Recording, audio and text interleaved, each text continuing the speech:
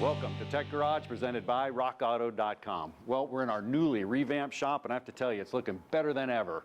And I'm back with Brian. Now, I'm John Gardner. This is Brian Gregory. He's a DIY car guy extraordinaire. Brian, you're looking better than ever, too. But you know what? What about the shop? It looks fantastic, John. We got parts flowing fast and furiously from RockAuto.com. We've got some new tools from Snap-on. We're ready to tackle any project we want to this year. And speaking of that, you know, we have Project M&M. Could be a Maserati, it may be a Mercury, but I'll give you a hint. It's doable. We'll be able to transfer those skills right out in your own driveway. We also have the video question of the week. This is cool because we have an actual video question with a real problem that everybody encounters every single day. Love that. You know what? All year long, you guys reached out to us on Facebook, YouTube, and Twitter with great questions. So we decided to put you on the air to answer some of those questions for you this year. Well, enough of that. You know, one thing we're not at Tech Garage, and that's fluff. So let's dive right into our Malibu. Brian, we got a code P0010. Man, that's a variable valve timing issue. I mean, map sensors, throttle position sensors, O2 sensors, easy to tackle. This one, not so much. You know, this can be an intimidating repair right out of the gate. You get the check engine light. We've all done that. We've talked about proper diagnostics. This could be a scary one, but we're going to simplify it for you and show you exactly how this whole variable valve thing actually works. And it's a whole lot better than the old school way of adjusting timing, John. Yeah, well, let me see this. Is this actually points? Brian, you're really giving away your age here. Yeah, I certainly am. Back in the day, you wanted to adjust your timing at 70 miles an hour. You send somebody out under the hood to adjust this thing. Modern day variable valve timing, you don't have to do that. So we're going to get to it. Now, as complex as it sounds, true Tech Garage fashion, we're going to simplify it for you. So I got a demo set up that's going to show you how the variable valve timing works, but you always need to start with a good visual inspection. You'll tackle that. I'll get the demo set up. Awesome. Now, he's got that fancy wireless scan tool, which I love, but for most of us working in the driveway, we've got a scan code reader like this from Rock Auto. I validated the code, so we are in fact going to go into that variable valve solenoid on the intake side, 0010. That's your clue. So, let me get this out of the way. As we do with any project in Tech Garage, the first step is a really good visual inspection. You're looking for anything obvious that's either a contributing factor to the problem or a primary factor to the problem. So we've located the variable valve solenoids. They're right here at the top. There's overhead cams, intake and exhaust side. So the first thing you want to do is get your light and look down in here. Now, John's going to show you how they work. It's awesome how it works, but they're oil actuated. So we're looking for any obvious oil leaks down around the housing here. I don't see any. So the next step is let's pull the connector. It's not brittle, nothing's broken. And we want to get a good look at the terminals down in here and check and make sure the copper's good, nothing's bent over. Same thing down on the top of the solenoid valve itself. Nothing obvious there. So I'm going to button this back up. We don't want any contamination to get down in there. And then you want to follow the wiring path and look again for any obvious damage. There's nothing that looks like it's a problem here, at least to the naked eye. Now, keep in mind, oil actuated, so the next step is to check the oil. We happen to know the history of this vehicle, and the oil's been changed pretty regularly. No tarring, no sludge, no real issues, we don't think, but you've got to have the right viscosity and the right flow and the right oil pressure to make this variable valve solenoid work. John will show you how. So, I'm just going to do a quick check here of the oil. Check it. Yep, we're good. Good clean oil, nothing obvious there. Now, for a lot of people, you might go to get a service manual page online, follow the diagnostic procedure to a T. That's great, and you can do that, but it's complex and it's a little bit tedious. I'm going to do this, and I'm going to use this for validation, but I'm going to show you how to do it in the driveway. You're going to be amazed how much easier this is, but John's going to show you how this whole system really works. Variable valve timing. What is it? How does it actually work? Well, it actually optimizes performance by moving the camshaft, and it affects timing, like Brian said earlier. How does it work? Well, you have a computer on your car, and what it does, it looks at inputs, all these different sensors, camshaft, crankshaft, engine load. These are called enable criteria. When it hits some given points, it actually allows it, through the cam position actuator solenoid, that oil to flow he was talking about earlier. Once it flows through, it's going to move that actual phaser, and I can show it to you right here in action. This is pretty cool, because here's an actual graphic and an illustration of it working. So what's happening is it actually starts to go here, and when it goes, you can see the camshaft's actually moving and the timing chain is not. So that allows the valves to open at different times. Here it is on our engine right here. If you look at the front of the engine, what you have is that you have a variable valve timing system. You have a camshaft position sensor that knows where it's located. That's right here. And then Brian was checking out this actual solenoid right here. This is the actual solenoid. Now the solenoid allows that oil to inject into the system. So those two components allow this phaser to move back and forth. Once again, it's watching it, it's looking at these positions where it's at, it's moving back and forth with oil injection through the cover, through the center, and it's moving that camshaft. Now here it is in action. This is really cool because I have one out of a car, and if I take the front of this off, I'm going to show you how it works. And you can actually see the little vanes and the wipers in here, and you can see what it's doing. Now, like I said, to optimize performance and also EGR, exhaust gas recirculation, we can keep some of that in cylinder by affecting the timing and lower those temperatures. But check this out. If I hold the timing and I actually move this to the left or the right, the camshaft's moving.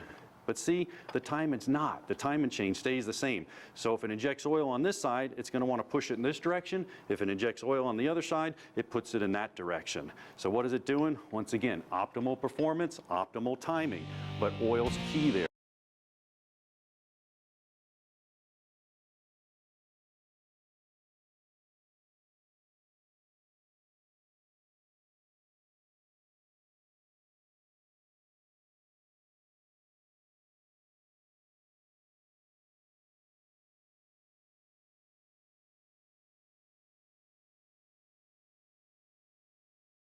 But I'll tell you what, there's plenty more Tech Garage presented by rockauto.com. Stick around. We'll be right back.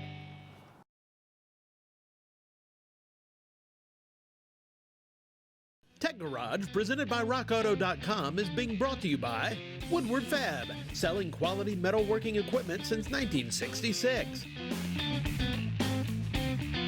Evaporust, super safe rust remover. And by rockauto.com, all the parts your car will ever need. Well, welcome back to Tech Garage, presented by rockauto.com. Well, I told you this diagnostic service manual flowchart was going to be a complex test, long and tedious of sorts, and it is. That's why we pulled out the big guns, Chief Tech Chase, to help us understand a proper, accurate system test. Chase, what do we got going on here? All right, not only is it complex, you got to have a high-dollar scan tool to do this test, and not everybody has that. And what I did here, Brian, is I went in and hooked up our scan tool, and what I'm trying to do here is I'm trying to communicate with that actuator. And what we're going to do is we're going to stick this meter and use it as an actuator, basically. Okay. If you'll go ahead and hook us up to that pin right there, I'll run a test. Okay. And now what this test is going to do is just tell me if my wiring is good or not, am I communicating. That's all it's going to tell me to do. So to get this part of the test right, we had to hit the A post here. The diagram online told us that. We put a needle down in this A post and we're good, and I'm connected. So let's see what we got. All right, we got some voltage there, and what I'm going to do when I actuate this, that voltage should go away, and that tells me we're communicating. Perfect. All right, we'll go ahead and continue here and run the test. Great. And there you see it. As you can tell, now that tells us the whole system is good. We might want to start looking at the component. Okay, really important to understand. So you can do this fancy test at home for sure, but for us car guys who need a better way and don't have all the fancy tools, John's going to show us exactly how we do this in the driveway and still get the accuracy. Yeah, you don't have to be a ninja with the scan tool like Chief Tech Chase here. All right, thank you. Hey, listen up. This is a component test. Now, you can use a component test on any one of these circuits, which is really cool because we're just testing the component. You can do this right out in the driveway. Injectors, coils, any kind of solenoids, they have an ohmic value.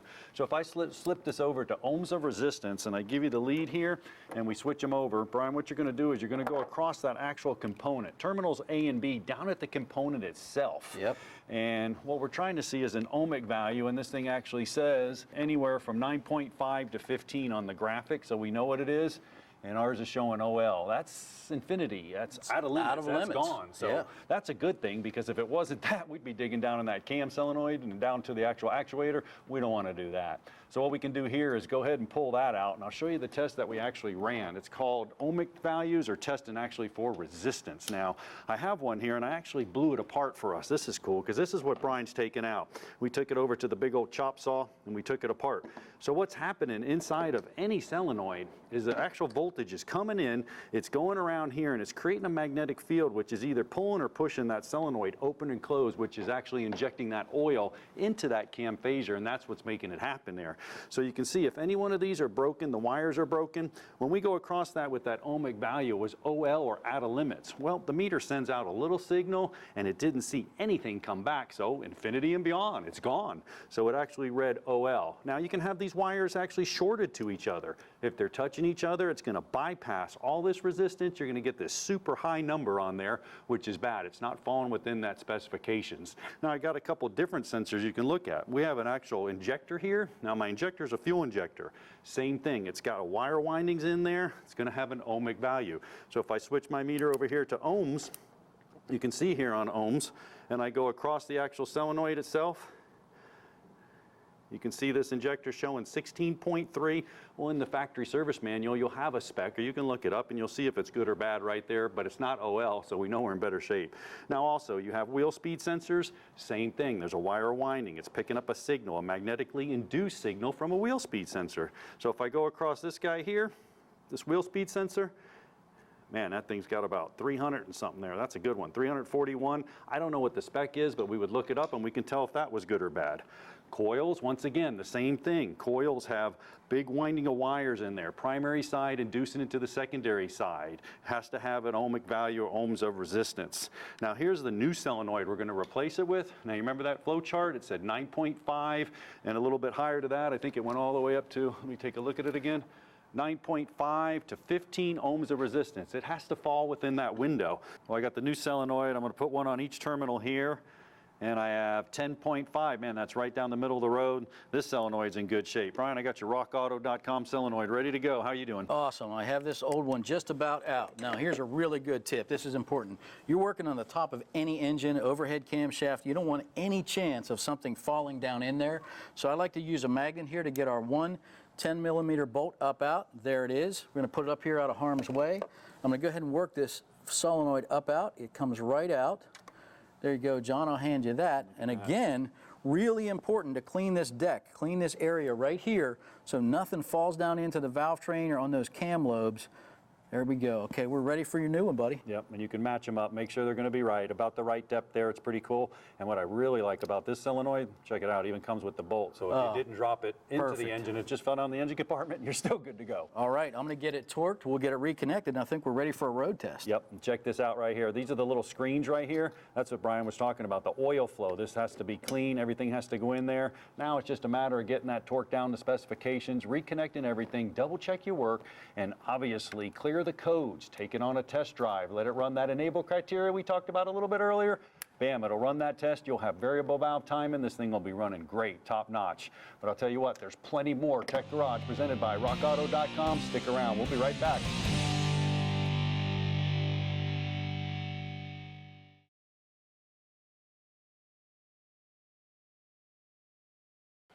Welcome back to Tech Garage, presented by rockauto.com. Now I'm super excited to introduce a segment called Project M&M. And I know what you're thinking. Where's the cool retro mod? Where's the cool classic car or even a good looking race car? No, not here at Tech Garage. We're going to bring you the stuff that you can use right out in the driveway. And what a better platform to use than Project M&M, which is Mercury Makeover. Tom, great car and also great story. Tell me about it. Yeah, well, when I shop for a used car, I shop the history and the previous owner as much as I do the car almost. And this car has a great history. It was owned by one family, they bought it new, and then the younger generation inherited it, and it sat for a couple of years. They didn't have a need for it. So yeah, I know where it came from. I believe the miles has just about 50,000 miles. It's a Southern car, so there's no rust. I'm real optimistic about it being somebody can use it as a daily driver for another 100,000 miles or more. Yeah, or 200,000. Great platform. Now, I took it on a test drive, Tom, and what I found is, first off, I noticed the check engine lights on. I mean, that could be a number of things. Yeah, the sit in a couple of years, it could be something, just bad gas, a loose gas cap even. I'll be optimistic. Yeah, I hope so. Also, the brakes. You know, when I go to push the brakes, I got this pedal pulsation, lateral run out. There's cool technical terms for it, but, you know, we'll go through the brakes as well. Sure. Yeah, 50,000 miles is 50,000 miles, so it might need new brakes no matter what. Steering pull, I mean, steering wheel's pulling to the right. That could be an alignment issue, but, I mean, you took a walk around this car a little earlier. What about the tires? It's got one good tire. Most of the other three, there's cracks and splits that look like tread from a distance, but they're not tread. Yeah, exactly. That could attribute to the actual pull. Shocks bouncing like a baby buggy, man. I mean, I know they're supposed to ride nice, but not float all over the road. Shocks have a lifespan as well. Yeah, original equipment shocks, you should replace them at 50,000 miles anyways, which is right where this car's at. Right, and it also was running a little rough. Now that could take some engine diagnostics. We could have some issues with that.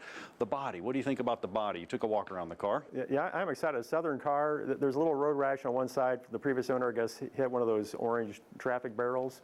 But white paint's easy to match, and I think we can get it looking like new again. Replace these fogged over headlamp assemblies. It'll be looking nice. Yeah, there's not much to do on the outside. Now, this is really a reliable car, and it's really cool for our viewers, Tom, because I mean, we got a V8, we got a rear-wheel drive, we got a differential, we got struts, we got coilovers, we got all kinds of cool stuff on here that we can work on throughout. And you know, it's going to be cost-effective to even work on this car. These are police packages, taxis. They're pretty durable. Right, and you got room for 6, huge trunk. It's a great car to work on. We have a tool on rockauto.com. You can actually compare the cost of replacement parts for 2 vehicles. We kind of know this vehicle, but if you don't know them as well, I can show you how that works so we can see, hey, let's compare this car to other cars we might be considering in the same size or price range. And that's perfect. That's what we need to do. We also need to do an evaluation of the undercarriage as well. We'll do that maybe in a show coming up. But let's go ahead and head over to the bench. You know, we got the computer set up where we can go to rockauto.com and we can actually do that cost analysis from the cars. Let's head over. Great. Well, Tom, we did our evaluation. I mean, we know what we're up against, but you got this repair index calculator.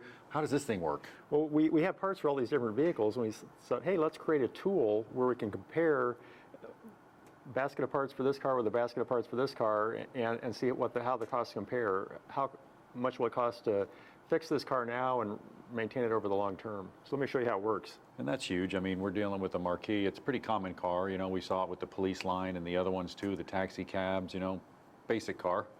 Yeah, well we have 2 columns, one for each of the 2 cars you're comparing.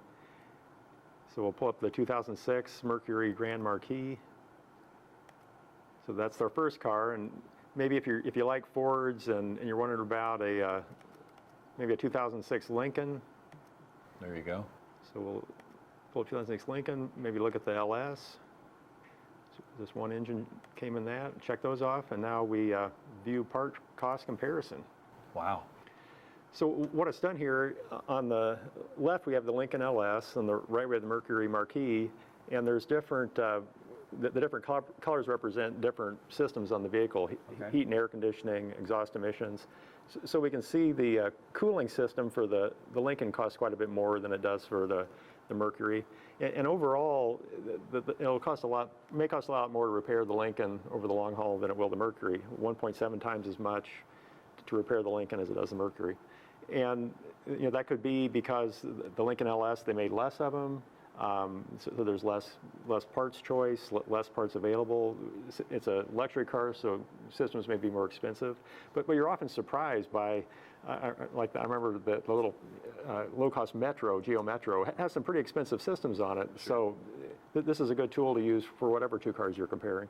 Yeah, that's perfect. I mean, we can go Ford, Chevrolet, we can go against anything. So if I'm going to go out there and shop, it's a great thing to look at because, you know, we know what we're dealing with. We got a kind of a run-of-the-mill car. We know the cost comparison. We know we're going to do it economically and we're going to do it well. So very cool tool. That's awesome. I'll tell you what, stick around because there's plenty more Tech Garage when we return right after this break.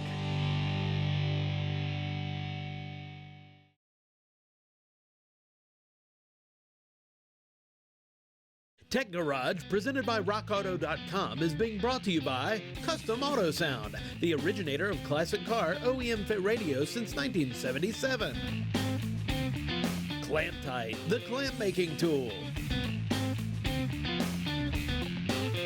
And by RockAuto.com, all the parts your car will ever need. Welcome back to Tech Garage, presented by rockauto.com. Well, we're to the video question segment, which I love, Brian, because this is a real problem. Let's check it out. Hey guys, I got a question for you. Take a listen to this. It's been doing that for a while, but they told me to replace the engine, but it's hard to do that going through college. What else can I check? Kyle, it's not looking good, not sounding good, buddy. No, I'm not digging that one. Heavy knocks, not good. But anyway, let's talk about bearings, Brian. I got a couple bearings right here on the table. Yeah, now here's a main bearing. So this is where at the bottom of the piston and connecting rod marries up to the crankshaft. Here's an extremely worn bearing that absolutely could be making that sound. Absolutely, and this is actually what it's supposed to look like. This is actually a brand new bearing, and you also have a thrust bearing that controls the crankshaft back and forth movement. Yep. You know, we'll talk about diagnosing it, but let's take a look at just the show 'em. bearing. Yeah, it's right here in the engine. It's pretty simple to We're check gonna out. pull a main cap here, Kyle. Awesome. And this bearing, so you can get a look at it Do firsthand. that. I'll pop it up here. I should be able to knock it loose. There it you is. go. All right. Oh, Wow. good catch. All right, so there it is. There's where the bearing rides here, and there's also a second half under the crankshaft. Right under there's a second half.